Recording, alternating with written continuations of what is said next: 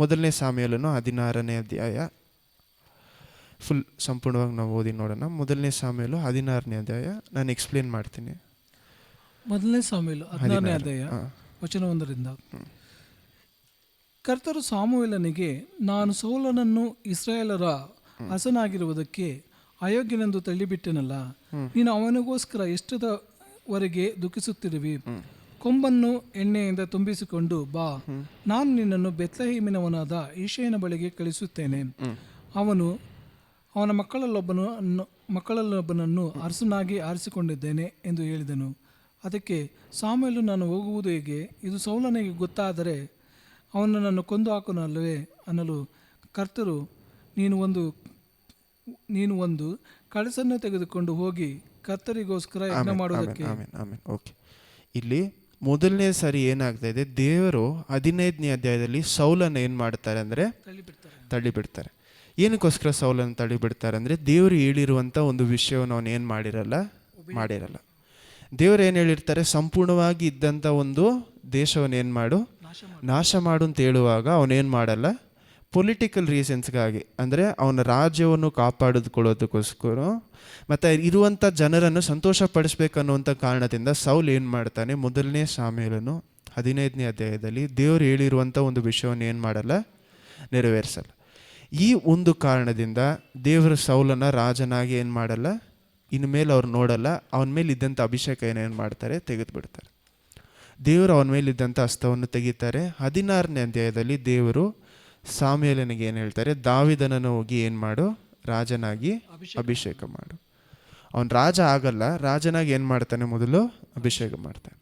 ಇಂಥ ಅಭಿಷೇಕ ಇರುವಂಥ ದಾವೀದನಿಗೆ 14:15 ಓದಿ ಹೇಳ್ತೀನಿ.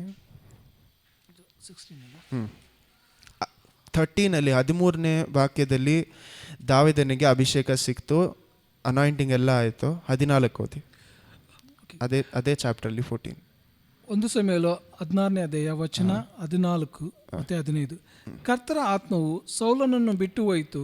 ಕರ್ತರು ಕಳುಹಿಸಿದ ದುರಾತ್ಮವು ಬಂದು ಅವನನ್ನು ಪೀಡಿಸುತ್ತಿದ್ದರಿಂದ ಅವನ ಸೇವಕರು ಅವನಿಗೆ, ಹೀಗೂ ದೇವರಿಂದ ಬಂದ ದುರಾತ್ಮವು ನಿನ್ನನ್ನು ಪೀಡಿಸುತ್ತಾ ಇದೆ. ಕರ್ತರು ಅಪ್ಪಣೆಯಾಗಲಿ, ನಿನ್ನ ಸನ್ನಿಧಿಯಲ್ಲಿ ನಿಂತಿರುವ ನಿನ್ನ ಸೇವಕರಾದ ನಾವು ಹೋಗಿ ಕಿನ್ನರಿ ಬಾರಿಸುವ ಊರಲ್ಲಿ ನಿಪುಣನಾದ ಒಬ್ಬನನ್ನು ಹುಡುಕಿ ತರುತ್ತೇವೆ. ಕರ್ತರಿಂದ ಕಳಿಸಲ್ಪಟ್ಟ ದುರಾತ್ಮವು ನಿನ್ನ ಮೇಲೆ ಬರುವಾಗ ಅವನು ಬಾರಿಸಿದರೆ ನಿನಗೆ ಉಪಶಮನವಾಗುವುದು ಎಂದು ಹೇಳಿದರು. ಸೌಲನು ಅವರಿಗೆ, ಚೆನ್ನಾಗಿ ಬಾರಿಸಬಲ್ಲವನಾದ ಒಬ್ಬನನ್ನು ನನಗೋಸ್ಕರವಾಗಿ ಹುಡುಗಿ ಕರೆದುಕೊಂಡು ಬನ್ನಿರಿ ಎಂದು ಆಜ್ಞಾಪಿಸಲು, ಸೇವಕರಲ್ಲೊಬ್ಬನು ಅವನಿಗೆ, ಬೆತ್ಲೆಹೇಮಿನವನಾದ ಈಶೆಯ ಮಗನನ್ನು ನೋಡಿದ್ದೇನೆ. ಅವನು ಚೆನ್ನಾಗಿ ಬಾರಿಸಬಲ್ಲವನು, ಪರಾಕ್ರಮಶಾಲಿಯು, ರಣಶೂರನು, ವಾಕ್ಚಾತುರ್ಯನು, ಸುಂದರನು, ಕರ್ತರ ಅನುಗ್ರಹವನ್ನು ಹೊಂದಿದವನು ಆಗಿದ್ದಾನೆಂದು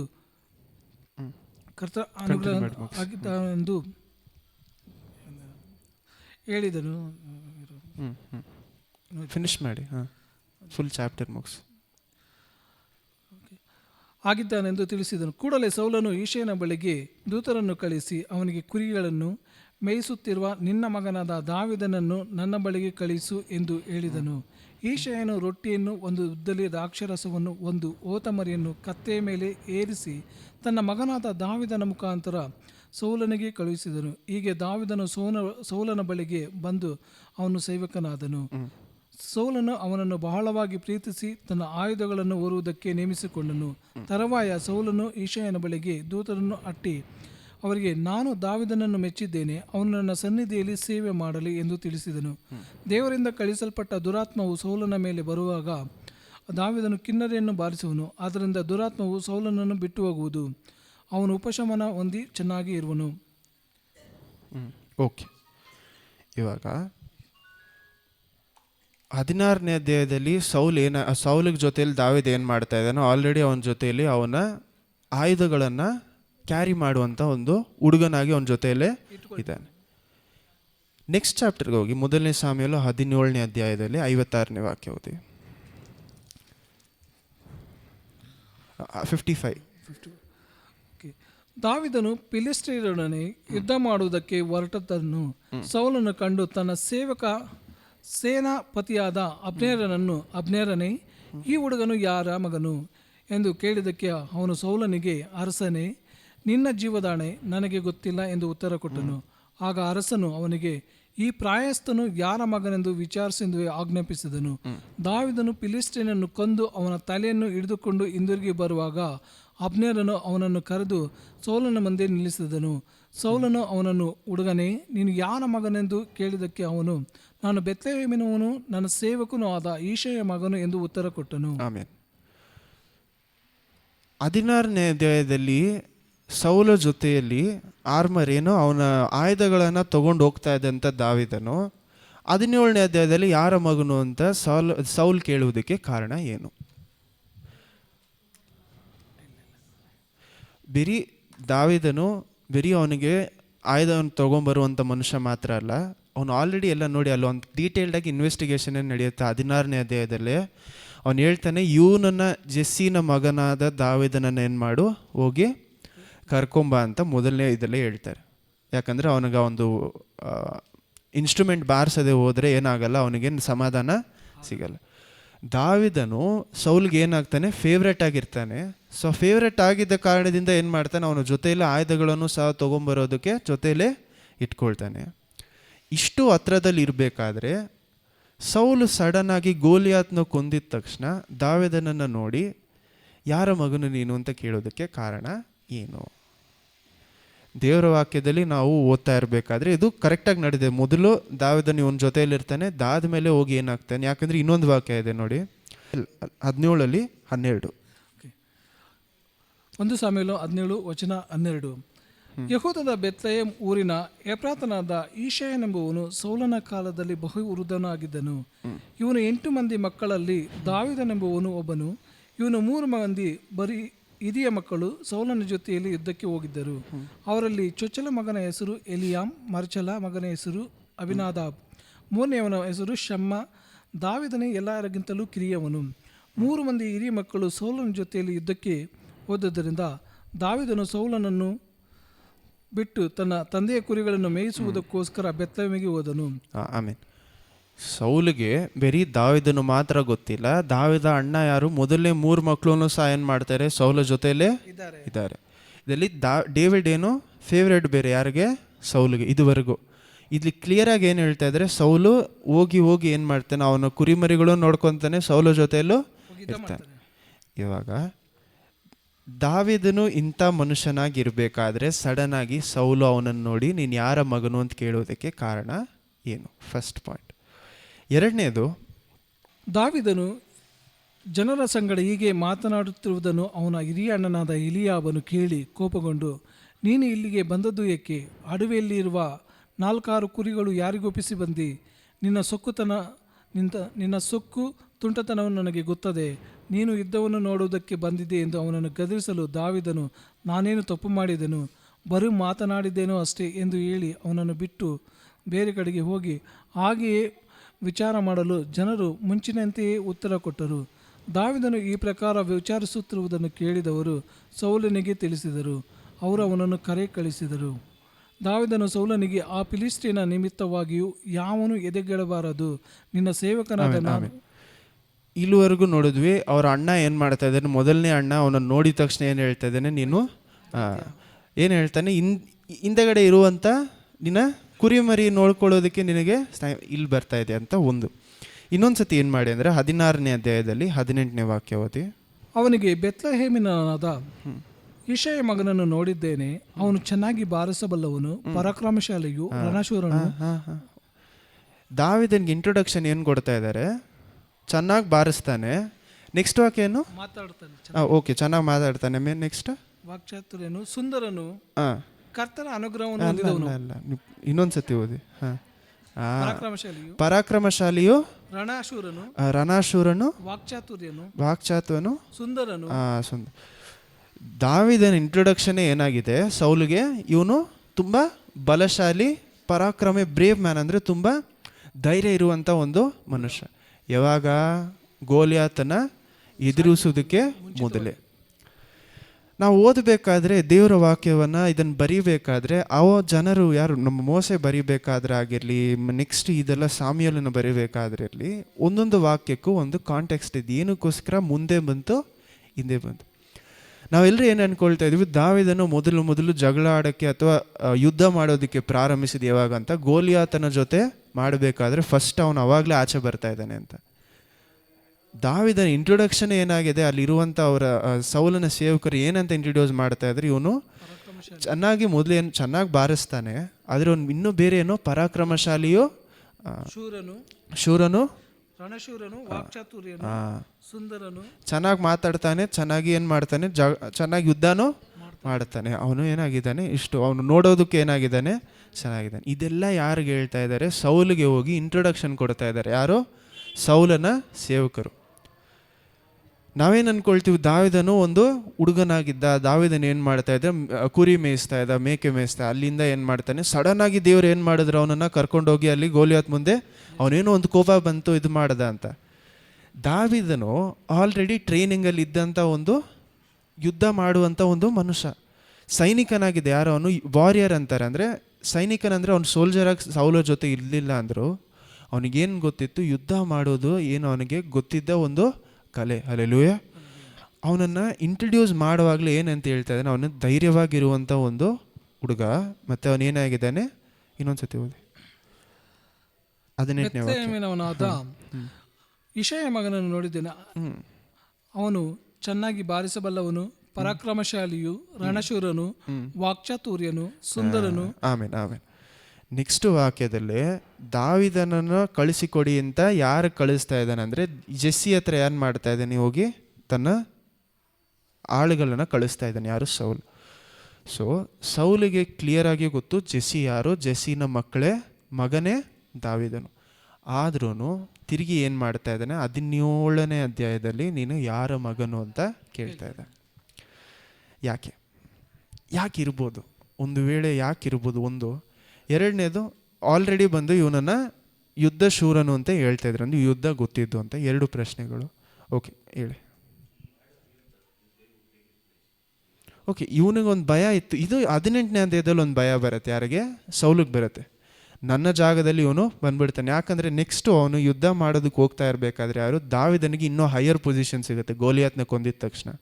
ಅದು ನಾವು ನೋಡೋಣ. ಆದರೆ ಹೈಯರ್ ಪೊಸಿಷನ್ ಸಿಕ್ಕಿದ ಮೇಲೆ ಏನು ಮಾಡ್ತಾರೆ ಅಂದರೆ, ಜನರು ಒಂದು ಒಂದು ಒಂದು ಪದ ಹೇಳ್ಬಿಡ್ತಾರೆ. ಏನು ಹೇಳ್ತಾರೆ ಅಂದರೆ, ಸೌಲು 1000 ಜನವನ್ನು ಕೊಂದರೆ ದಾವೀದನು 10,000.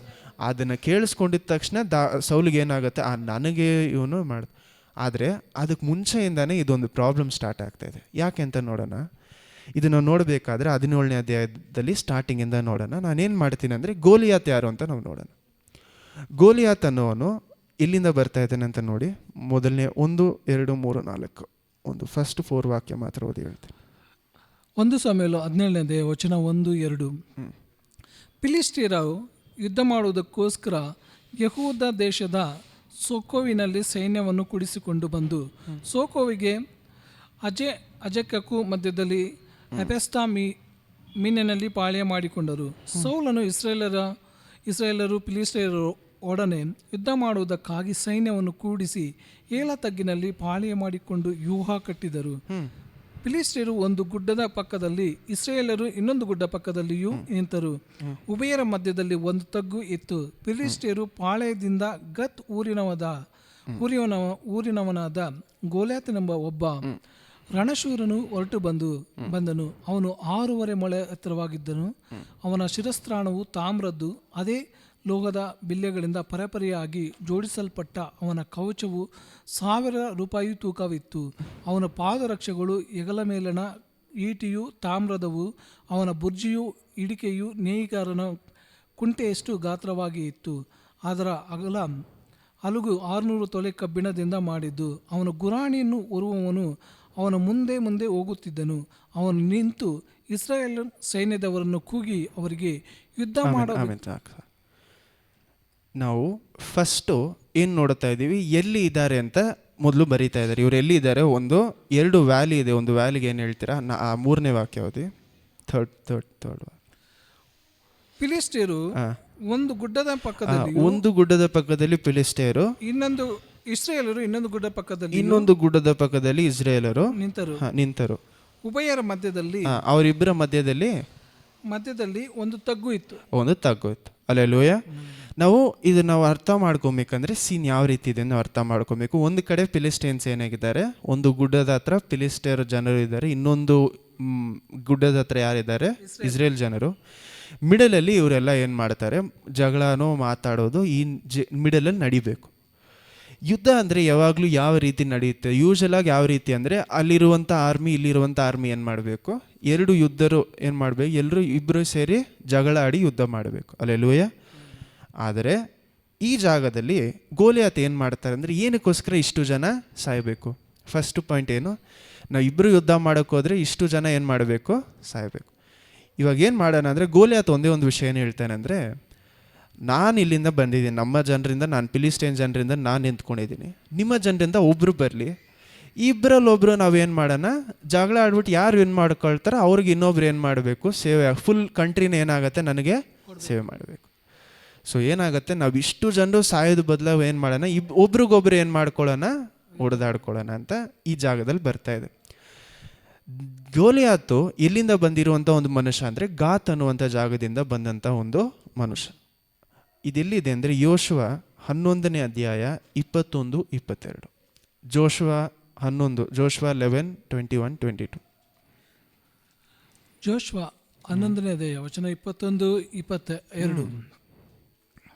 ಅದೇ ಕಾಲದಲ್ಲಿ ಯೋಶುವನು ಎಬ್ರೋನ್, ದೇಬೀರ್, ಆನಾಬ್ ಎಂಬ ಊರುಗಳಲ್ಲಿಯೂ ಯೆಹೂದ ಮತ್ತು ಇಸ್ರೇಲ್ ಪ್ರಾಂತ್ಯಗಳ ಬೆಟ್ಟಗಳಲ್ಲಿಯೂ ಇದ್ದ ಉನ್ನತ ಪುರುಷರನ್ನು ನಾಶ ಮಾಡಿ ಅವರ ಪಟ್ಟಣಗಳನ್ನು ಹಾಳು ಮಾಡಿದನು. ಇಸ್ರೇಲರ ಪ್ರಾಂತ್ಯದಲ್ಲಿ ಅಂಥವರು ಯಾರೂ ಉಳಿಯಲಿಲ್ಲ. ಆದರೆ ಗಾಜಾ, ಗತೂರ್, ಅಷ್ಟೋದ್ ಎಂಬ ಊರುಗಳಲ್ಲಿ ಮಾತ್ರ ಕೆಲವರು ಉಳಿದರು. ಎಲ್ಲಿ 3 ಜಾಗ ಹೇಳ್ತಾ ಇದ್ದಾರೆ, ಗಾಜಾ, ಗತೂರ್, ಅಷ್ಟೋದ್. ಸೊ ಗತೂರ್ ಅಂದರೆ ಗಾತು, ಗಾಜಾ ಮತ್ತು ಅಷ್ಟೋರ್ ಅನ್ನುವಂಥ 3 ಜಾಗಗಳಲ್ಲಿ ಮಾತ್ರ ಯಾರಿದ್ರಂದರೆ, ನಾವು ಲಾಸ್ಟ್ ವೀಕ್ ನೋಡೋದಲ್ಲ, ಈ ಒಂದು ಜೈಂಟ್ಸ್ ಯಾರು, ನೆಫಿಲಿಮರ್ ಆಗಿರಲಿ, ಆನಕಿಮ್ ಆಗಿರಲಿ, ಅವ್ರ ಹೆಸರು ಚೇಂಜ್ ಆಗುತ್ತೆ ಬರ್ತಾ ಬರ್ತಾ. ಆದರೆ ಈ ಒಂದು ಜನರು ಟಾಲ್ ಆಗಿರುವಂಥ ಜನರು, ಮನುಷ್ಯರಲ್ಲ ಅವರು, ದೇವದೂತರಿಗೂ ಮನುಷ್ಯರಿಗೂ ಸೇರಿ ಹುಟ್ಟಿರುವಂಥ ಒಂದು ಹೊಸ ಒಂದು ಸ್ಪೀಶೀಸ್ ಬೇಸಿಕ್ಲಿ. ಓಕೆ, ಇವಾಗ ಈ ಜಾಗದಲ್ಲಿ ನಾವೇನು ನೋಡ್ತಾ ಇದ್ದೀವಿ ಅಂದರೆ, ಓಕೆ, ಗಾತಿಂದ ಬಂದಿರುವಂಥವನು ಗೋಲಿಯಾತ್ ಅನ್ನೋನು ಬರೀ ಮನುಷ್ಯ ಅಲ್ಲ, ಮನುಷ್ಯರಿಗೂ ದೇವದೂತರಿಗೂ ಸೇರಿ ಹುಟ್ಟಿರುವಂಥ ಆ ಒಂದು ಬ್ಲಡ್ ಲೈನಲ್ಲಿ, ಆ ಒಂದು ರಕ್ತದಲ್ಲಿ ಹುಟ್ಟಿ ಬರುವಂಥ ಒಂದು ವ್ಯಕ್ತಿ. ಅಲ್ಲೆಲೂಯ. ಸೊ ಇವನಿಗೆ ವಿರೋಧವಾಗಿ, ಯಾಕಂದರೆ ನಾವು ಅನೇಕ ಕಡೆಯಲ್ಲಿ ನೋಡ್ತೀವಿ, ಇವನು 6'7" ಅಡಿ ಇದ್ದ ಅಂತ, ಇನ್ನೊಂದು ಕಡೆ ನೋಡ್ತೀವಿ 10 ಅಡಿವರೆಗೂ ಅವನು ಟಾಲ್ ಆಗಿದ್ದ ಅಂತ, ನಮಗೆ ಗೊತ್ತಿಲ್ಲ. ಓಕೆ, ಸೊ ಇವನ ಡಿಸ್ಕ್ರಿಪ್ಷನ್ ಇದೆ. ಗೋಲಿಯಾತ್ ಅನ್ನೋನು ಬರೀ ಗೋಲಿಯಾತ್ ಅಲ್ಲ, ಗೋಲಿಯಾತ್ ಅನ್ನೋನು ಬರೀ ಮನುಷ್ಯ ಅಲ್ಲ, ಟಾಲ್ ಆಗಿರುವಂಥ ದೊಡ್ಡ ಮನುಷ್ಯ ಮಾತ್ರ ಅಲ್ಲ, ಅವನು ಪಿಶಾಚಿಯ ಸಂತತಿಯನ್ನು ಸೇರಿರುವಂಥ ಒಂದು ಮನುಷ್ಯ. ಅಲ್ಲೆಲೂಯ. ಆದರೆ ಓಕೆ, ಕಂಟಿನ್ಯೂ ಮಾಡಿ ನೋಡೋಣ, ನೆಕ್ಸ್ಟ್ ಆಮೇಲೆ ಮಾತಾಡೋಣ. ಸೊ ಗೋಲಿಯಾತ್ ಈ ಜಾಗದಲ್ಲಿ ಏನು ಮಾಡ್ತಾ ಇದ್ದಾನೆ, 8ನೇ ವಾಕ್ಯ ಓದಿ. 7-8 ಅಲ್ಲ, ಮೊದಲನೇ ಸಾಮ್ಯಲ 17, 7-8. 1 ಸಾಮ್ಯಲು 17ನೇ ಅಧ್ಯಾಯ ವಚನ 8, 7-8. ಅವನ ಪಾದರಕ್ಷೆಯು ಹೆಗಲ ಮೇಲಣ ಈಟಿಯು ತಾಮ್ರದ್ದು, ಅವನ ಬರ್ಜಿಯು ಇಡಿಕೆಯು ನೇಯಿಗಾರನ ಕುಂಟೆಯಷ್ಟು ಗಾತ್ರವಾಗಿ ಇತ್ತು. ಅದರ ಅಲುಗು 600 ತೊಲೆ ಕಬ್ಬಿಣದಿಂದ ಮಾಡಿದ್ದು. ಅವನ ಗುರಾಣಿಯನ್ನು ಹೊರುವವನು ಅವನ ಮುಂದೆ ಮುಂದೆ ಹೋಗುತ್ತಿದ್ದನು. ಅವನು ನಿಂತು ಇಸ್ರೇಲರ ಸೈನ್ಯದವರನ್ನು ಕೂಗಿ ಅವನಿಗೆ, ನೀವು ಯುದ್ಧ ಮಾಡ ಬಂದದ್ದು ಏಕೆ? ನಾನು ಫಿಲಿಸ್ಟಿಯನು, ನೀವು ಸೌಲನ ಸೇವಕರು. ನಿಮ್ಮಲ್ಲಿ ಒಬ್ಬನನ್ನು ಆರಿಸಿಕೊಂಡು ನನ್ನ ಬಳಿಗೆ ಕಳುಹಿಸಿರಿ. ಅವನು ನನ್ನೊಡನೆ ಯುದ್ಧ ಮಾಡಿ ನನ್ನನ್ನು ಸೋಲಿಸಿ ಕೊಂದರೆ ನಮ್ಮವರು ನಿಮ್ಮ ಸೇವಕರು ಆಗುವರು. ನಾನು ಅವರನ್ನು ಸೋಲಿಸಿ ಕೊಂದರೆ ನೀವು ನಮ್ಮ ದಾಸರಾಗಿ ನಮ್ಮನ್ನು ಸೇವಿಸಬೇಕು ಎಂದು ಹೇಳಿದನು. ಮತ್ತು ಅವನು, ಇವತ್ತು ಇಸ್ರೇಲ್ ಸೈನ್ಯದವರನ್ನು ಹೀಯಾಳಿಸುತ್ತೇನೆ. ನನ್ನೊಡನೆ ಕಾಳಗಕ್ಕೆ ನಿಮ್ಮಲ್ಲಿಂದ ಒಬ್ಬ ಮನುಷ್ಯನನ್ನು ಕಳಿಸಿರಿ ನೋಡೋಣ ಎಂದು ಕೊಚ್ಚಿಕೊಂಡನು. ಸೌಲನು ಎಲ್ಲ ಇಸ್ರೇಲರು ಆ ಫಿಲಿಸ್ಟಿಯರ ಮಾತುಗಳನ್ನು ಕೇಳಿ ಬಹಳವಾಗಿ ಭಯಪಟ್ಟು ಅವರ ಎದೆಯೊಡೆದು ಹೋಯಿತು. ಆಮೇಲೆ ಇವಾಗ ಗೋಲಿಯಾತು ಬರೀ ಇಸ್ರೇಲಿಗೆ ಮಾತ್ರ ವಿರೋಧಕ್ಕೆ ಬರ್ತಾ ಇಲ್ಲ. ಗೋಲಿಯಾತ್ ಏನು ಹೇಳ್ತಾ ಇದ್ದಾರೆ ಗೊತ್ತಾ, ಜಾಗದಲ್ಲಿ ಅವ್ನು ನಿಂತ್ಕೊಂಡು ಏನು ಮಾತಾಡ್ತಾ ಇದ್ದಾನೆ ಅಂದರೆ, ನಿಮ್ಮ ದೇವರು ದೊಡ್ಡವರ, ನನ್ನ ಹಿಂದೆಗಡೆ ಇರುವಂಥ ದೇವರು ದೊಡ್ಡವರ ಅಂತ. ಯಾಕಂದರೆ ಈ ಜಾಗದಲ್ಲಿ ಏನು ಹೇಳ್ತಾರೆ ನೋಡಿ, ಇಷ್ಟು ವಿಷಯ ಇದ್ದರೆ ನೀವೇನು ಮಾಡ್ತೀನಿ, ನಾನು ನಿಮ್ಮ ಆರ್ಮಿನ ಏನು ಮಾಡ್ತೀನಿ, ನಾನು ಸೋಲಿಸೋದು ಬದಲು ಏನು ಮಾಡ್ತೀನಿ, ಒಬ್ರಿಗೊಬ್ರು ಏನು ಮಾಡೋಣ, ಜಗಳ ಆಡೋಣ, ನಿಮ್ಮ ಜನರೆಲ್ಲ ಬಂದು ನನ್ನನ್ನು ಏನು ಮಾಡಬೇಕು, ನಮ್ಮನ್ನು ಏನು ಸೇವೆ ಮಾಡಬೇಕು ಅಂತ. ಅವನು ಆ ಜಾಗದಲ್ಲಿ ಹೇಳ್ತಾ ಇರಬೇಕಾದ್ರೆ ಇಬ್ರಿಗೂ ಆ ಜಾಗದಲ್ಲಿ ಏನು ಬರ್ತಾ ಇದೆ ನೋಡಿ. ಯಾಕಂದರೆ ದಾವಿದನು ಬಂದಾಗ ನೆಕ್ಸ್ಟ್ ವಾಕ್ಯದಲ್ಲೇ ದಾವಿದನು ಬಂದು ಏನು ಹೇಳ್ತಾನೆ ನೋಡಿ, 25-26. 1 ಸಾಮ್ಯುಯೇಲ 17ನೇ ವಚನ 25-26.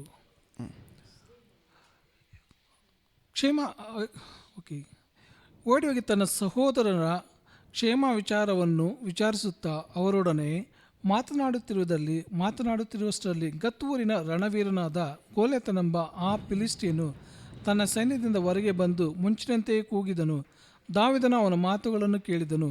ಇಸ್ರಾಯೇಲರು ಅವನನ್ನು ನೋಡಿ ಬಹಳವಾಗಿ ಭಯಪಟ್ಟು ಅಲ್ಲಿಂದ ಓಡಿ ಹೋದರು. ಅವರು, ಇಸ್ರಾಯೇಲರಾದ ನಮ್ಮನ್ನು ಹೀಯಾಳಿಸುವುದಕ್ಕೋಸ್ಕರ ಬಂದಿರುವ ಈ ಮನುಷ್ಯನ ಕಂಡಿರಾ? ಯಾವನು ಇವನನ್ನು ಕೊಲ್ಲುವನೋ ಅಂಥವನಿಗೆ ಅರಸನು ಅಪಾರ ದ್ರವ್ಯದೊಡನೆ ತನ್ನ ಮಗಳನ್ನು ಕೊಟ್ಟು ಮದುವೆ ಮಾಡುವನು. ಇದಲ್ಲದೆ ಅವನು ಕುಟುಂಬಕ್ಕೆ ಸರ್ವಮಾನ್ಯವನ್ನು ಕೊಡುವನು ಎಂದು ಮಾತನಾಡಿಕೊಳ್ಳುತ್ತಿದ್ದರು. ದಾವೀದನು ಜೀವಸ್ವರೂಪನಾದ ದೇವರ ಸೈನ್ಯವನ್ನು ಹೀಯಾಳಿಸುವುದಕ್ಕೆ ಸುನ್ನತಿ ಇಲ್ಲದ ಈ ಫಿಲಿಷ್ಟಿಯನು ನೋಡಿ ಏನು ಹೇಳ್ತಾ ಇದ್ದಾನೆ, ದೇವರ ಜೀವವುಳ್ಳ ದೇವರ ಸೈನ್ಯವನ್ನು ಹೀಯಾಳಿಸುವುದಕ್ಕೆ ಅಂದ್ರೆ ಕೇವಲವಾಗಿ ಮಾತಾಡೋದಕ್ಕೆ ಸುನ್ನತಿ ಇಲ್ಲದ ಈ ಒಂದು ಫಿಲಿಸ್ಟೀನನ್ನ ಎಷ್ಟದವನು ಕಂಟಿನ್ಯೂ ಮಾಡಿ ಇವನನ್ನು ಕೊಂದು ಇಸ್ರಾಯೇಲರಿಗೆ ಬಂದಿರುವ ನಿಂದೆಯನ್ನು ತೆಗೆದು ಹಾಕುವವನಿಗೆ ಸಿಕ್ಕುವುದು ಏನೆಂದು ಹೇಳಿದ್ದೀರಿ. ನೋಡಿ, ದಾವಿದನು ಈ ಜಾಗದಲ್ಲಿ ಏನು ಮಾಡ್ತಾ ಇದ್ದಾನೆ, ಫಸ್ಟೇ ಅವನು ಇವಾಗ ನೋಡಿ ಏನು ಮಾಡ್ತಾ ಇದ್ದಾನೆ, ಫಿಲಿಸ್ಟೀನಲ್ಲಿ ಇದ್ದಂಥ ಗೋಲಿಯಾತನು ದೇವರ ಮಕ್ಕಳನ್ನು ಮಾತ್ರ ಅಲ್ಲ, ದೇವರನ್ನು ಏನು ಮಾಡ್ತಾ ಇದ್ದಾನೆ ಈ ಜಾಗದಲ್ಲಿ ಹೀಯಾಳಿಸ್ತಾ, ಅಂದರೆ ಕೇವಲವಾಗಿ ಮಾತಾಡ್ತಾ ಇದ್ದಾನೆ. ದಾವಿದನಲ್ಲಿ ಇಷ್ಟು ರೋಷ ಬಂದಿದ್ದಕ್ಕೆ ಕಾರಣ ಏನಂದರೆ ಅವನು ದೇವರಿಗೆ ವಿರೋಧವಾಗಿ ಮಾತಾಡ್ತಾ ಇದ್ದಾನೆ. ಆದರೆ ಇಸ್ರೇಲಲ್ಲಿ ಇಷ್ಟು ಜನರಿದ್ರೂ ಸೌಲ್ ಆಗಿರಲಿ, ಇಸ್ರೇಲ್ ಜನರಾಗಿರಲಿ, ಇಸ್ರೇಲ್ ಇದ್ದಂಥ ವಾರಿಯರ್ಸ್ ಆಗಿರಲಿ, ಎಲ್ಲರೂ ಅವನನ್ನು ನೋಡಿ ಏನು ಮಾಡ್ತಾ ಇದ್ದಾರೆ ಅಂತ ಭಯಪಡ್ತಾ ಇದ್ದಾರೆ. ಇವಾಗ ಇದಕ್ಕೆ ಮುಂಚೆ ವಾಕ್ಯದಲ್ಲಿ ನೋಡಿದ್ವಿ, ಮುಂದೆ ಇದ್ದಂಥ ವಾಕ್ಯದಲ್ಲಿ ನೋಡಿದ್ವಿ, ಎಲ್ಲರೂ ಏನು ಮಾಡ್ತಾರೆ, ಸೌಲು ಮತ್ತು ಅಲ್ಲಿ ಇದ್ದಂಥ ಎಲ್ಲರೂ ಭಯಪಡ್ತಾರೆ. ನಾವು ಸೌಲ್ ಯಾವ ರೀತಿ ಸೆಲೆಕ್ಟ್ ಆಗ್ತಾನೆ ಅಂತ ನಾವು ನೋಡಿದ್ರೆ, ಸೌಲು ಇದ್ದಂಥ ಎಲ್ಲ ಇಸ್ರೇಲರಿಗಿಂತ ಸ್ವಲ್ಪ ಏನಿದ್ದಂತೆ ಎತ್ತರವಾಗಿ ಇದ್ದ. ನ್ಯಾಯವಾಗಿ ನೋಡಬೇಕಾದ್ರೆ ಇಸ್ರೇಲ್ ಜನರಿಗಾಗಿ ಜಗಳ ಆಡಬೇಕಾಗಿದ್ದು, ಈ ಜಾಗದಲ್ಲಿ ಹೋಗಿ ಆ ಫೈಟ್ ಮಾಡಬೇಕಾಗಿದ್ದು ಯಾರು? ಸೌಲ್ನ ಈ ಜನರು ಆಯ್ದುಕೊಂಡಿದ್ದಕ್ಕೆ ಕಾರಣನೇ ಸೌಲ್ ಟಾಲ್ ಆಗಿದ್ದ ಅಂತ. ಅಂದರೆ ಎಲ್ರಿಗಿಂತ ಅವನು ಏನಾಗಿದ್ದ, ನೋಡೋದಕ್ಕೂ ಚೆನ್ನಾಗಿದ್ದ, ಟಾಲ್ ಆಗೋ ಇದ್ದ, ಎಲ್ರಿಗಿಂತ ಎತ್ತರವಾಗಿದ್ದ. ಸೌಲ್ ಏನು ಮಾಡ್ತಾ ಇದ್ದೀನಿ ಈ ಜಾಗದಲ್ಲಿ, ಅವನನ್ನು ನೋಡಿ ಭಯಪಡ್ತೇನೆ. ಸೌಲು ಮತ್ತು ಜನರು, ದೇವರು ಈ ಜಾಗದಲ್ಲಿ ನೋಡಿ ಯಾವ ರೀತಿ ಒಂದು ಸಿಚುವೇಶನ್ನ ಇಡ್ತಾ ಇದ್ದಾರೆ ಅಂದರೆ, ಸೌಲಿಗೆ ಕೊಟ್ಟಿದ್ದಂಥ ಕೆಲಸನೇ ಜನರನ್ನ ಕಾಪಾಡಬೇಕು, ಇವ್ರಿಗೋಸ್ಕರ ಹೋಗಿ ಹೋರಾಡಬೇಕು ಅಂತ. ಆದರೆ ಅವನೇನು ಮಾಡ್ತಾನೆ, ಇವ್ರು ಇಷ್ಟು ಕೇವಲವಾಗಿ ಮಾತಾಡಿದ್ರು, ರಾಜನಾದ ಸೌಲ್ ಏನು ಮಾಡ್ತಾ ಇದ್ದಾನೆ, ಆ ಜಾಗದಲ್ಲಿ ಸುಮ್ಮನೆ ಭಯಪಟ್ಕೊಂಡು ನಿಂತ್ಕೊಂಡಿದ್ದಾರೆ. ಅಂದರೆ ಇವನು ಹೋಗಿ ಜಗಳ ಆಡ್ತಾ ಇಲ್ಲ ಆ ಜಾಗದಲ್ಲಿ. ಅಲ್ಲೆಲ್ಲೂಯ, ಯುದ್ಧ ಮಾಡಬೇಕಾಗಿದ್ದಂಥ ಸೌಲೇ ಆ ಜಾಗದಲ್ಲಿ ಸುಮ್ಮನೆ ಇದ್ದಾನೆ. ಇವಾಗ ಈ ಜಾಗದಲ್ಲಿ ದಾವಿದನು ಬಂದ ಮೇಲೆ ಏನು ಮಾಡ್ತಾ ಇದ್ದಾನೆ ನೋಡಿ, ಸುನ್ನತಿ ಇಲ್ಲದಂಥ ಫಿಲಿಸ್ಟಿಯನು ನಮ್ಮ ದೇವರ ಒಂದು ಸೈನ್ಯವನ್ನು ಯಾವ ರೀತಿ, ಸುನ್ನತಿ ಅನ್ನೋದು ಏನನ್ನು ತೋರಿಸ್ತಾ ಇದೆ ಅಂದರೆ ಒಂದು ಕವನೆಂಟ್, ಒಂದು ದೇವರು ತನ್ನ ಜನರ ಜೊತೆ ಮಾಡಿಕೊಂಡಿರುವಂಥ ಒಂದು ಒಡಂಬಡಿಕೆ. ಹಳೆಯ ಒಡಂಬಡಿಕೆಯಲ್ಲಿ ದೇವರು ಅಬ್ರಹಾಮನ ಜೊತೆ ಮಾಡಿಕೊಂಡಿದ್ದ ಒಡಂಬಡಿಕೆಯನ್ನು ಸುನ್ನತಿಯಲ್ಲಿ ತೋರಿಸ್ತಾ ಇದ್ದಾರೆ. ಸೊ ಅವನೇನು ಹೇಳ್ತಾ ಇದ್ದಾನೆ, ದೇವರ ಜನರಾದ ನಾವು ಸಪರೇಟಾಗಿ ಎಲ್ಲ ಜನರಿಗಿಂತ ನಮ್ಮನ್ನು ಏನು ಮಾಡಿದ್ದಾರೆ, ದೇವರು ನಮ್ಮನ್ನು ಸಪರೇಟ್ ಮಾಡಿ ಆರಿಸ್ಕೊಂಡಿದ್ದಾರೆ. ಅಲ್ಲೆಲ್ಲೂಯ.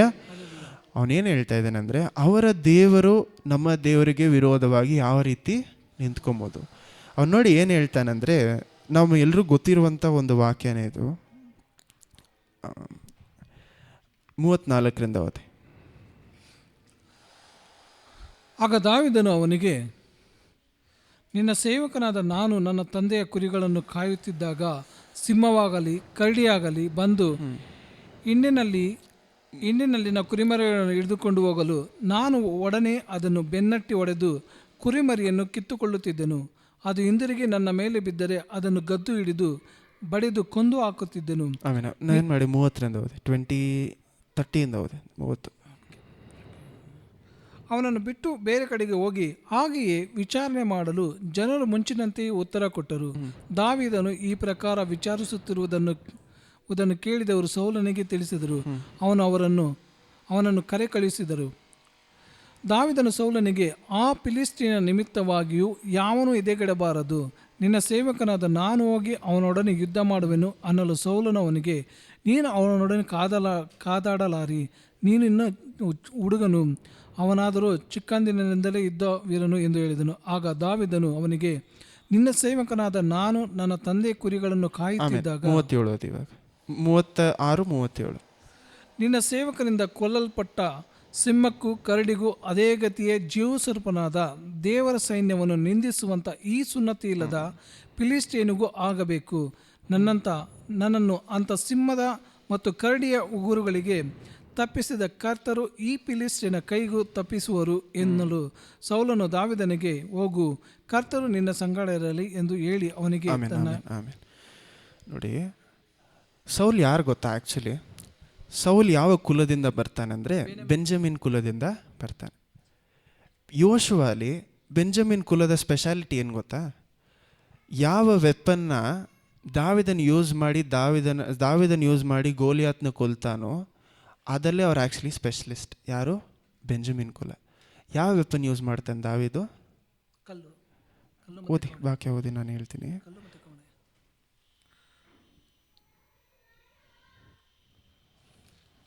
40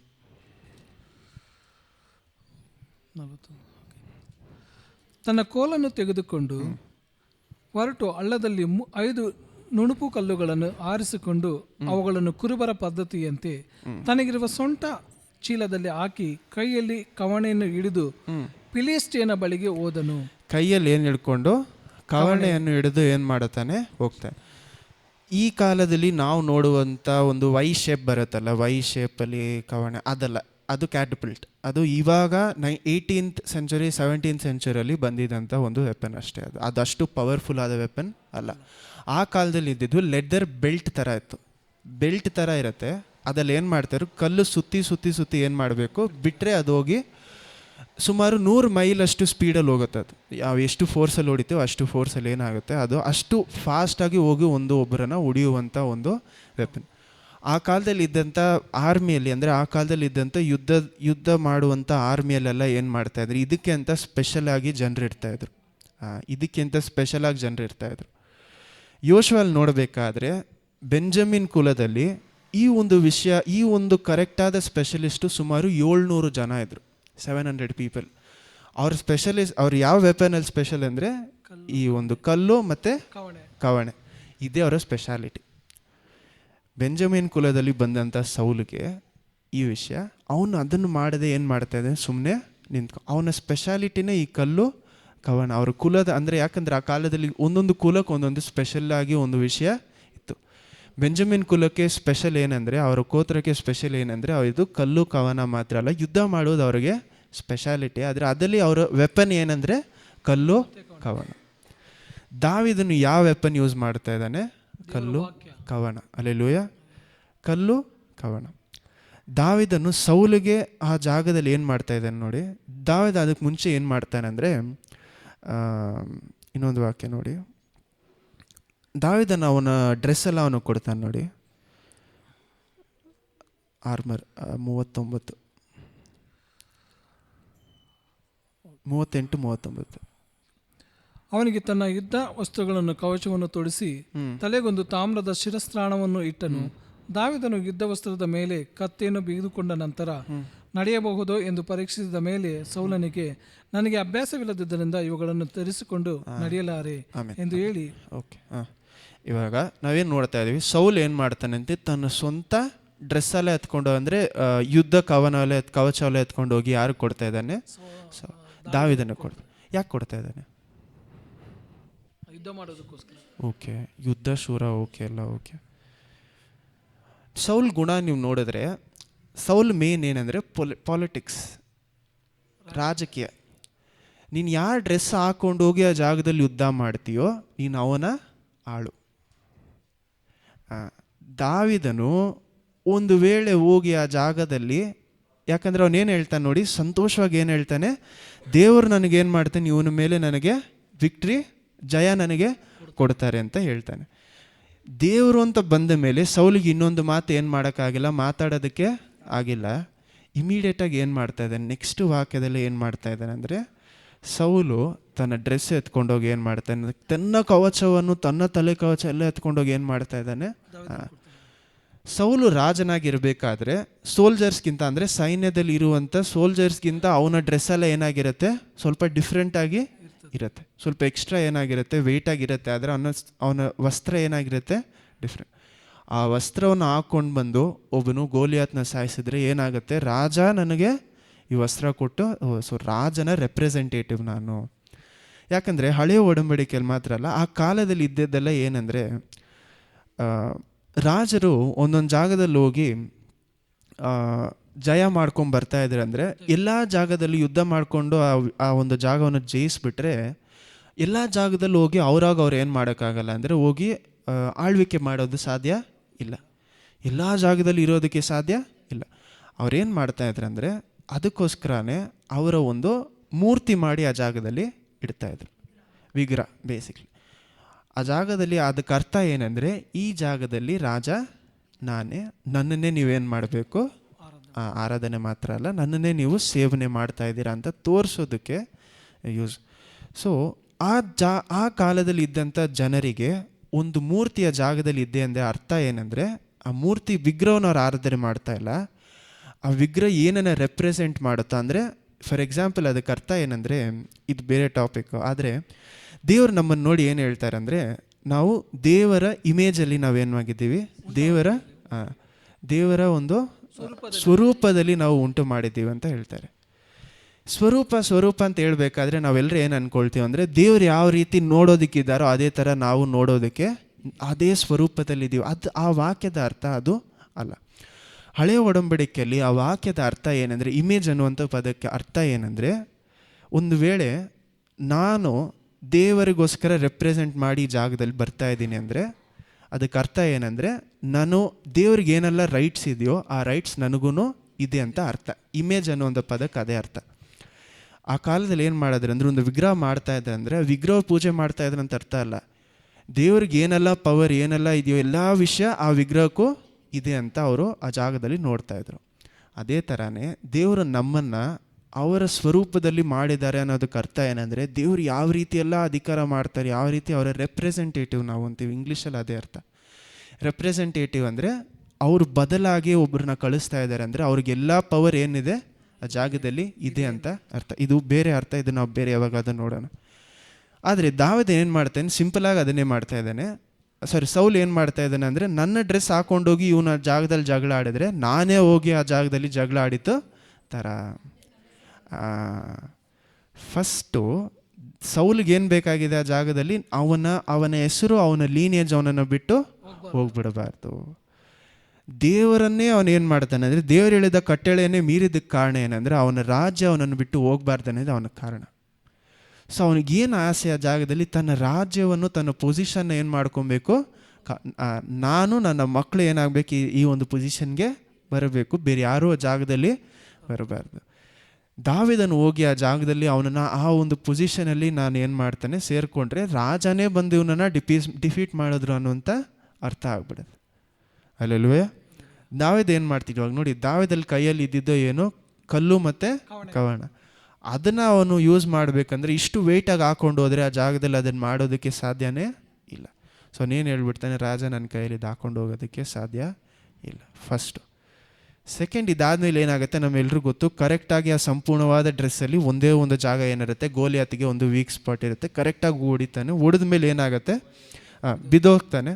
ಬಿದ್ದೋದ ಮೇಲೆ ಅವನ ಕತ್ತೆಯನ್ನು ತೊಗೊಂಡು ಗೋಲಿಯಾತನ ತಲೆಯನ್ನು ದಾವೀದನು ಕಡ್ದು ಬಿಡ್ತಾನೆ. ಓಕೆ, ಕಡ್ದ ಮೇಲೇ ನಾವು ಅವಾಗಲೇ ನೋಡೋದವಲ್ಲ, ಕಡ್ದ ಮೇಲೆ ಅವನ ತಲೆಯನ್ನು ತೊಗೊಂಡು ಯಾರು ಬರ್ತಾನೆ, ದಾವೀದ ಒಂದು ಕೈಯಲ್ಲಿ ಅವನ ಕತ್ತಿ, ಇನ್ನೊಂದು ಕೈಯಲ್ಲಿ ದಾವೀದು ಏನು ಮಾಡ್ತಾನೆ, ಗೋಲಿಯಾತನ ತಲೆಯನ್ನು ತೊಗೊಂಡು ಬರ್ತಾ ಇರಬೇಕಾದ್ರೆ, ಇಷ್ಟು ಮಾತಾಡಿರುವಂಥ ಸೌಲು ತಿರುಗಿ ಏನು ಮಾಡ್ತಾ ಇದ್ದಾನೆ, ದಾವೀದನ ನೋಡಿ ನೀನು ಯಾರ ಮಗನು ಅಂತ ಅವನ ಜೊತೆಲಿರೋನ ಹತ್ರ ಕೇಳ್ತಾ ಇದ್ದಾನೆ, ದಾವೀದನ ಹತ್ರನೂ ಕೇಳ್ತಾ ಇದ್ದಾನೆ. ಆ ವಾಕ್ಯಕ್ಕೂ ಅರ್ಥ ಬೇರೆ ಬರುತ್ತೆ. ಆ ಕಾಲದಲ್ಲಿ ಒಬ್ರು ಈ ರೀತಿ ಯುದ್ಧ ಎಲ್ಲ ಮಾಡ್ಬಿಟ್ಟು ಬರಬೇಕಾದ್ರೆ, ನೀನು ಯಾರ ಮಗನು ಅಂತ ಅವ್ರು ಕೇಳ್ತಾ ಇರೋದು, ಅವನು ಯಾವ ಜಾತಿಯಿಂದ ಬರ್ತಾ ಅಥವಾ ಯಾರ ಮನೆಯಿಂದ ಬರ್ತಾ ಇದ್ದಾನೆ ಅಂತ ಅರ್ಥ ಮಾಡ್ಕೊಳ್ಳೋದಕ್ಕಲ್ಲ. ಆ ಜಾಗದಲ್ಲಿ ಸೌಲ್ ಏನು ಮಾಡ್ತಾ ಇದ್ದಾನೆ, ಅಡಾಪ್ಟ್ ಮಾಡ್ಕೊಳ್ಳೋದಕ್ಕೋಸ್ಕರ ಕೇಳ್ತಾ ಇದ್ದಾನೆ. ಅಡಾಪ್ಟ್ ಅಂದರೆ ದತ್ತು ತಗೊಳ್ಳೋದಕ್ಕೋಸ್ಕರ ಕೇಳ್ತಾ ಇದ್ದಾನೆ. ದಾವಿದನ ಬಾಯಿಂದ ನಾನು ನಿನ್ನ ಮಗನು ಅಂತ ಜಾಗದಲ್ಲಿ ಬಂದರೆ ಅದಕ್ಕೆ ಅರ್ಥ ಏನಂದರೆ, ರಾಜ ನಾನು ನಿನ್ನ ಮಗನು ಅಂದರೆ ಇಮ್ಮಿಡಿಯೇಟಾಗಿ ದಾವಿದನು ಜೆಸ್ಸಿನ ಮನೆಯನ್ನು ಸೇರಿದವನಲ್ಲ, ಸೌಲನ ಮನೆಯಲ್ಲಿ ಸೇರಿದವನು ಯಾರು? ದಾವಿದ. ಇಮ್ಮಿಡಿಯೇಟಾಗಿ ಏನಾಗ್ತದೆ, ಅವನ ಆ ಜಾಗದಲ್ಲಿ ಕೇಳ್ತಾ ಇರೋದಕ್ಕೆ ಕಾರಣ, ನೀನು ಯಾರು ಮಗನು ಅಂತ ಕೇಳ್ತಾ ಇರೋದಕ್ಕೆ ಕಾರಣ ಇಮ್ಮಿಡಿಯೇಟಾಗಿ ಅಡಾಪ್ಷನ್ ಮಾಡೋದಕ್ಕೆ. ಸೊ ನನ್ನ ಮಗ ಏನು ಮಾಡ್ದ, ಗೋಲಿಯಾತ್ನ ಸಾಯಿಸ್ದ. ಸೊ ಪವರ್ ಏನಾಗ್ತದೆ, ತಿರುಗಿ ನನ್ನ ಕುಟುಂಬದಲ್ಲೇ ಇರುತ್ತೆ. ಸೊ ಸೌಲ್ ಮಾಡುವಂಥ ಒಂದೊಂದು ಮೂವನು ತನ್ನ ರಾಜ್ಯವನ್ನು ಕಾಪಾಡೋದಕ್ಕೋಸ್ಕರ ಮಾತ್ರ. ಸೊ ಇಮ್ಮಿಡಿಯೇಟಾಗಿ ನೋಡಿ, ಈ ಜಾಗದಲ್ಲಿ ಅದನ್ನು ಕೇಳಬೇಕಾದ್ರೆ ಅವನೇನು ಹೇಳ್ತಾನೆ ನೋಡಿ, ದಾವಿದನಿಗೆ ಈಸಿ ಇದು. ಅವನು ಒಂದು ವೇಳೆ ನಾನು ನಿನ್ನ ಮಗನು ಅಂತ ಜಾಗದಲ್ಲಿ ಹೇಳ್ಬಿಟ್ರೆ ಇಮ್ಮಿಡಿಯೇಟಾಗಿ ರಾಜ ನೆಕ್ಸ್ಟ್ ಯಾರಿಗೂ ಹೋಗುತ್ತೆ, ದಾವಿದನಿಗೂ ಜೋನತನ್ ಇಬ್ಬರೇ ಇದ್ದಾರೆ ಅಲ್ಲಿ ಮೇಯ್ನಾಗಿ, ದಾವಿದನು ಜಾನತನ್ನೇ ಒಂದು ಜಾಗದಲ್ಲಿ ನಾವು ಮುಂದೆ ನೋಡ್ತೀವಿ, ಏನು ಹೇಳ್ತಾನೆ, ನೀನು ರಾಜವಾದರೂ ನನ್ನ ಕುಟುಂಬನ ಏನು ಮಾಡಬೇಡ, ಏನು ಮಾಡಬೇಡ ಅಂತ ದಾವಿದನ ನೋಡಿ ಜಾನತನ್ ಹೇಳ್ತಾನೆ, ಯಾರು? ಸೌಲ್ನ ಮಗ. ಸೊ ದಾವಿದನಿಗೆ ಸುಲಭವಾಗಿ ರಾಜ ಆಗೋದಕ್ಕೆ ಏನು ಮಾಡ್ತಾ ಇದ್ದಾನೆ, ಈ ಜಾಗದಲ್ಲಿ ಅವನು ಹೌದು ನಾನು ನಿನ್ನ ಮಗ ಅಂತ ಹೇಳ್ಬಿಟ್ರೆ ಸುಲಭವಾಗಿ ಅವನು ರಾಜ ಆಗ್ಬೋದು. ಆದ್ರೂ ದಾವಿದ ಏನು ಮಾಡ್ತಾ ಇದ್ದಾನೆ ನೋಡಿ, ನೆಕ್ಸ್ಟ್ ಏನು 58 ಲಾಸ್ಟ್ ವಾಕ್ಯ.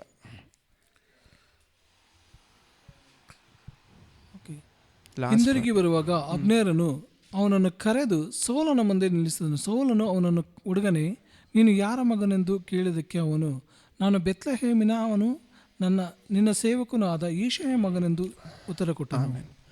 ದಾವಿದ ಏನು ಮಾಡ್ತಾ ಇದ್ದಾನೆ, ದೇವರು ಅಭಿಷೇಕ ಮಾಡಿ ವಾಗ್ದಾನ ಕೊಟ್ಟು ನಡೆಸಿದ್ದು ಯಾರ ಮನೆಗೆ? ಜೆಸ್ಸಿಯ ಮನೆಗೆ. ಸೊ ದಾವಿದ ಏನು ಮಾಡ್ತಾನೆ, ಈಸಿಯಾಗಿ ಆ ಒಂದು ಅಡಾಪ್ಷನ್ ತಗೊಳ್ಳದೆ ಆ ಜಾಗದಲ್ಲಿ ಏನು ಮಾಡ್ತಾ ಇದ್ದಾನೆ, ನಾನು ಜೆಸ್ಸಿಯ ಮನೆಯಲ್ಲಿ ತಾನೇ ಬಂದವನು ಅಂತ ಸೌಲು ಮುಂದೆ ಹೇಳ್ತಾ ಇದ್ದಾನೆ. ಅಲ್ಲೆಲೂಯ.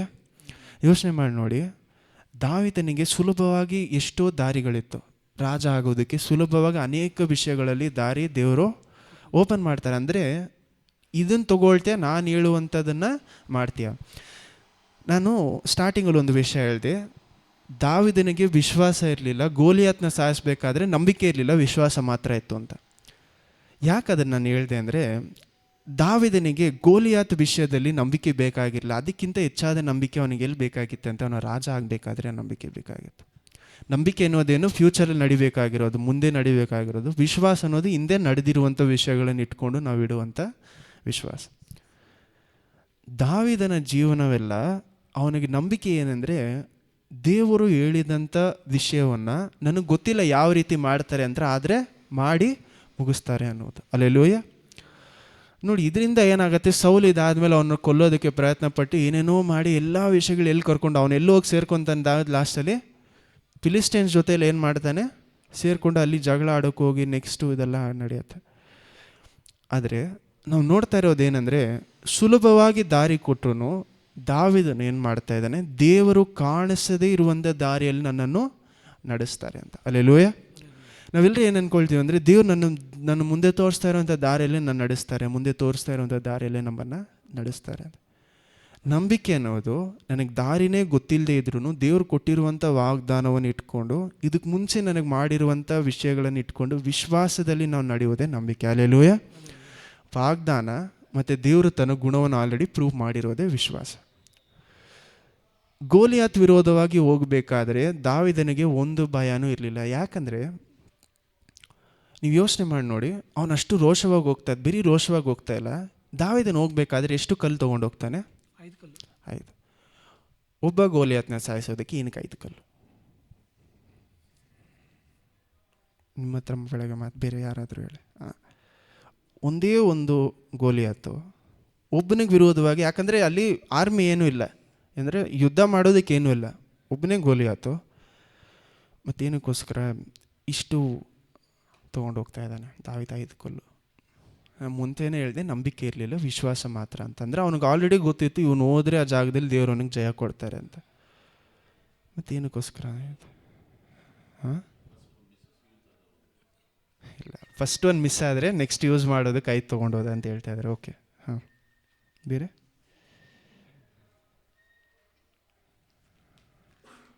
2 ಸಾಮ್ಯಲನು 21ನೇ ಅಧ್ಯಾಯ, 2 ಸ್ಯಾಮ್ಯಲ್ 21 15-22.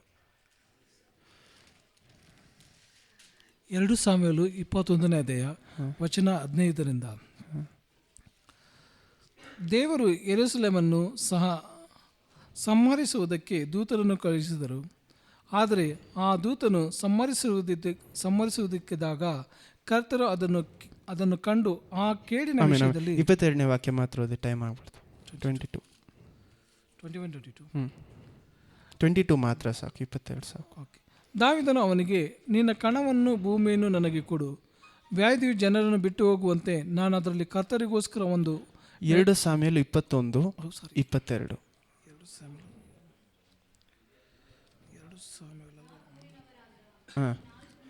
ಗಾತ್ ಊರಿನವರಾದ ಈ 4 ಮಂದಿ ರಫಾಯರು ದಾವೀದನಿಂದಲೂ ಅವನ ಸೇವಕರೆಂದರು ಆದ. ಗೋಲಿಯಾತ್ ಆದಮೇಲೆ ಗಾತನ ಸಂತತಿಯಲ್ಲಿ ಇನ್ನೂ 4 ಜನ ಬಾಕಿ ಇದ್ರು. ಆ 4 ಜನ ಬೇರೆ ಯಾರು ಅಲ್ಲ, ಗೋಲಿಯಾತ್ನ ಬ್ರದರ್ಸ್, ಸಹೋದರರು. ದಾವೀದನು ಗೋಲಿಯಾತ್ ವಿರೋಧವಾಗಿ ಜಗಳ ಆಡಕ್ಕೆ ಹೋಗಬೇಕಾದ್ರೆ, ಅಂದು ಆ ಜಾಗದಲ್ಲಿ ಅವನು ಗೋಲಿಯಾತ್ ವಿರೋಧವಾಗಿ ಯುದ್ಧ ಮಾಡಬೇಕಾದ್ರೆ ಅವನು ಹೋಗಿದ್ದು ಬರೀ ಗೋಲಿಯಾತ್ಗೋಸ್ಕರ ಮಾತ್ರ ಅಲ್ಲ, ಅಲ್ಲಿದ್ದಂಥ 5 ಜನರನ್ನು ಒಂದೇ ಸತಿ ಏನು ಮಾಡಬೇಕು ಅಂತ, ಯುದ್ಧ ಒಂದೇ ಸತಿ ಮುಗಿಸ್ಬೇಕು ಅಂತ ದಾವೀದ ಆ ಜಾಗದಲ್ಲಿ ಇಳಿತಾ ಇದ್ದಾನೆ. ಹಲ್ಲೆಲೂಯಾ. ನಾವೆಲ್ಲರೂ ಏನು ಯೋಚನೆ ಮಾಡ್ತೀವಿ ಅಂದರೆ, ಗೋಲಿಯಾತ್ ವಿರೋಧವಾಗಿ ದಾವೀದ ಹೋದ, ಗೋಲಿಯಾತ್ ಒಬ್ಬನಿಗೆ ವಿರೋಧವಾಗಿ ಹೋಗಿ ನಿಂತ್ಕೊಂಡು ಒಬ್ಬನ ವಿರೋಧ. ದಾವೀದ ಏನು ಮಾಡ್ತಾನೆ, 5 ಕಲ್ಲು ತೊಗೊಂಡೋಗಿ ಯುದ್ಧ ಒಂದೇ ಸತಿ ಏನು ಮಾಡೋಣ, ಮುಗಿಸ್ಬಿಡೋಣ ಅಂತ ಹೋಗಿದ್ಯಾರು, ನಮ್ಮ ದಾವೀದ. ಗೋಲಿಯಾತ್ ಒಬ್ಬ, ಅವನ ಸಹೋದರರು 4 ಜನರು ಒಂದೇ ಸತಿ ಏನು ಮಾಡೋಣ, ಯುದ್ಧ ಮುಗಿಸೋಣ ಅಂತ ಹೋಗಿದ್ದು. ಸೊ ದಾವೀದನನ್ನು ನೋಡಿ ಓಡಿ ಹೋಗಿದ್ದು ಗೋಲಿಯಾತನ 4 ಸಹೋದರರು. ಯೋಚನೆ ಮಾಡಿ ನೋಡಿ, ಇಷ್ಟು ಚಿಕ್ಕ ಹುಡುಗನನ್ನು ನೋಡಿ ಯಾರು ಹೋಗ್ತಾ ಇದ್ದಾರೆ, ರಫಾಯರು ಏನು ಮಾಡ್ತಾ ಇದ್ದಾರೆ, ದಾವೀದನನ್ನು ನೋಡಿ ಓಡಿ ಹೋಗ್ತಾ ಇದ್ದಾರೆ. ನಾವು ದಾವೀದನ ಒಂದು ಕತೆ ನಾವಿನ್ನೂ ಓದ್ತಾ ನಮ್ಗೆ ಎಷ್ಟೋ ವಿಷಯಗಳು ಹೆಚ್ಚಾಗಿ ಅರ್ಥ ಆಗುತ್ತೆ. ಹಲ್ಲೆಲೂಯಾ. ಇದೆಲ್ಲ ನಾನು ಏನಕ್ಕೆ ಎಲ್ಲರೂ ಎದ್ದು ನಿಂತ್ಕೊಳ್ಳೋಣ, ಇಷ್ಟು ವಿಷಯಗಳನ್ನು ನಾವು ಬಿಡಿಸಿ ಓದಬೇಕಾದ್ರೆ ಇದಕ್ಕೆ ಅರ್ಥ ಏನು ಬರ್ತಾ ಇದೆ ಅಂದರೆ, ದಾವೀದನಿಗೆ ನಂಬಿಕೆ ಬೇಕಾಗಿದ್ದು ಅವನು ರಾಜ ಆಗಬೇಕು ಅನ್ನೋದಕ್ಕೋಸ್ಕರ ಮಾತ್ರ. ಅವನು ಯುದ್ಧಕ್ಕೆ ಹೋಗುವಾಗ ದಾವೀದನಿಗೆ ಒಂದು ಭಯನೂ ಇರಲಿಲ್ಲ. ಅಥವಾ ನಾವು ಓದುವವರೆಗೂ ನಾವು ಎಲ್ಲೂ ಏನೂ ನೋಡ್ತಾ ಇಲ್ಲ, ದಾವೀದ ಒಂದು ಸತಿ ಭಯಪಟ್ಟ ಅಂತ ನಾವು ನೋಡ್ತಾ ಇಲ್ಲ. ಯಾಕಂದರೆ ಅವನಿಗೆ ಏನಿತ್ತಂದರೆ ದೇವರು ಕೊಟ್ಟಂಥ ವಿಶ್ವಾಸ. ಹಲ್ಲೆಲೂಯಾ. ಅಂದರೆ ದೇವರ ಮೇಲೆ ಇರುವಂಥ ವಿಶ್ವಾಸ ಅವನನ್ನು ಬಿಟ್ಟು ಏನಾಗಿಲ್ಲ, ಯಾವತ್ತೂ ಕಡಿಮೆ ಆಗಿಲ್ಲ. ಅವನಿಗೆ ಯಾಕೆ ಆ ವಿಶ್ವಾಸ ಇತ್ತು ಅಂದರೆ, ದಾವೀದನಲ್ಲಿ ದೇವರು ಹೇಳಿದ್ದನ್ನು ಮಾಡಿ ಮುಗಿಸ್ತಾರೋ ಅನ್ನೋಂಥ ನಂಬಿಕೆ ಇತ್ತು. ದಾವೀದನಿಗೆ ಏನು ಗೊತ್ತಿತ್ತು, ಅವನ ನಂಬಿಕೆ ಏನು, ರಾಜ ಆಗಬೇಕಿರುವಂಥ ನಾನು ಗೋಲಿಯಾತ್ ಕೈಯಲ್ಲಿ ಸಾಯೋದಕ್ಕೆ ಸಾಧ್ಯನೇ ಇಲ್ಲ. ಹಲ್ಲೆಲೂಯಾ. ಅವನಲ್ಲಿ ಏನು ನಂಬಿಕೆ ಇತ್ತು, ನನಗೆ ಕೊಟ್ಟಂಥ ವಾಗ್ದಾನ ದೇವರು ನೆರವೇರಿಸ್ತಾರೆ ಅನ್ನುವಂಥ ನಂಬಿಕೆ. ನಮ್ಮಲ್ಲಿ ಎಷ್ಟೋ ಜನರಿಗೆ ಆ ಒಂದು ನಂಬಿಕೆನೇ ಇಲ್ಲ. ನೋಡಿ, ಯೋಚನೆ ಮಾಡಿ ನೋಡಿ, ಅವ್ರಿಗಿಂತ ಸ್ಟ್ರಾಚರ್ ಅಂದರೆ ಶಕ್ತಿಯಲ್ಲಿ ಕಡಿಮೆ ಇರುವಂಥ ಒಂದು ದಾವೀದನು 5 ಜನರಿಗೆ ವಿರೋಧವಾಗಿ ಏನು ಮಾಡ್ತಾನೆ, ಆ ಜಾಗದಲ್ಲಿ ಹೋಗಿ ನಿಂತ್ಕೊಳ್ತಾ ಇದ್ದಾನೆ. ಹಲ್ಲೆಲೂಯಾ. 5 ಕಲ್ಲು ಏನಕ್ಕೋಸ್ಕರ ತೊಗೊಂಡು ಹೋಗ್ತಾನೆ, ಒಬ್ಬೊಬ್ಬರಿಗೆ ಒಂದೊಂದು ಕಲ್ಲು. ಮಿಸ್ ಆಗಿಬಿಡುತ್ತೆ ಅನ್ನೋದಲ್ಲ, ಯಾಕಂದರೆ ಅವನು 100,000 ಸತಿ ಇದಕ್ಕೆ ಮುಂಚೆ ಏನು ಮಾಡೈತಾನೆ, ಆ ಒಂದು ವಸ್ತುವನ್ನು ಉಪಯೋಗಿಸ್ತಾನೆ. ಸೊ ಅವನಿಗೇನು ಗೊತ್ತು, ಎಲ್ಲಿ ಹೊಡಿದ್ರೆ ಕರೆಕ್ಟಾಗಿ ಹೋಗಿ ಪ್ರಾಕ್ಟೀಸ್. ಅವನಿಗೆ ಸ್ಕಿಲ್ ಇತ್ತು ಅಂದರೆ, ಅವನಿಗೇನು ಕಲೆ ಮಾತ್ರ ಇರಲಿಲ್ಲ, ದೇವರು ವಿಶ್ವಾಸನೇ ಇತ್ತು, ಕಲೆನೂ ಸಹ ಅವನ ಜೊತೆಯಲ್ಲಿ ಇತ್ತು. ನಾವೆಲ್ಲರೂ ಏನು ಅಂದ್ಕೊಳ್ತೀವಿ, ದೇವರು ಆಟೋಮೆಟಿಕ್ಕಾಗಿ ನಮ್ಮನ್ನು ಏನು ಮಾಡಿಬಿಡ್ತಾರೆ, ಉಪಯೋಗಿಸ್ಬಿಡ್ತಾರೆ. ದೇವರು ಆಟೋಮೆಟಿಕ್ಕಾಗಿ ನನಗೆ ಏನು ಗೊತ್ತಿಲ್ಲ ಅಂದರೂ ದೇವರು ನಾನೇನು ಮಾಡೋದೇ ಬೇಕಿಲ್ಲ, ದೇವ್ರು ನಡೆಸ್ತಾರೆ. ದಾವೀದನು ತನ್ನಂತಾನು ಏನು ಮಾಡ್ತಾನೆ, ಇದ್ದಂಥ ಕಲೆಯನ್ನು ಇಟ್ಕೊಂಡು ದೇವ್ರ ಮೇಲೆ ಇರುವಂಥ ನಂಬಿಕೆಯಲ್ಲಿ ಆ ಜಾಗದಲ್ಲಿ ಏನು ಮಾಡ್ತಾನೆ, ನಿಂತ್ಕೊಳ್ತಾನೆ. ತನ್ನ ಕಲೆಯನ್ನು ಉಪಯೋಗಿಸ್ದೆ ದಾವೀದ ಏನು ಮಾಡಿಲ್ಲ, ಏನೋ ಒಂದು ವಿಷಯ ಅಂತ ಹೋಗಿ ನಿಂತು ಸಡನ್ನಾಗಿ ಫಸ್ಟ್ ಡೇ ಎತ್ಕೊಂಡಿಲ್ಲ. ಅವನು ಕಲ್ಲು ಮತ್ತು ಇದನ್ನು ಏನು ಮಾಡಿಲ್ಲ, ಮೊದಲು ಸತಿ ಮಾಡಿ. ಇದಕ್ಕೆ ಮುಂಚೆ ಎಲ್ಲಿ ಟ್ರೈನಿಂಗ್ ನಡೀತು ಅವನಿಗೆ, ಕುರಿ ಮೇಯಿಸುವಾಗ ಅವನ ಟ್ರೈನಿಂಗ್ ಏನಾಯಿತು ಆ ಜಾಗದಲ್ಲಿ ಇತ್ತು. ಆದರೆ ಕುರಿ ಮೇಯಿಸುವಾಗಲೇ ಅವನನ್ನು ನೋಡಿ ಏನು ಹೇಳ್ತಾನೆ, ಅವನು ವೈರನು ಶೂರ್, ಅಂದರೆ ಅವನು ಧೈರ್ಯ, ವಾರಿಯರ್ ಅಂತ ಆಲ್ರೆಡಿ ಅವನಿಗೇನು ಪಟ್ಟ ಬಂದ್ಬಿಡ್ತು.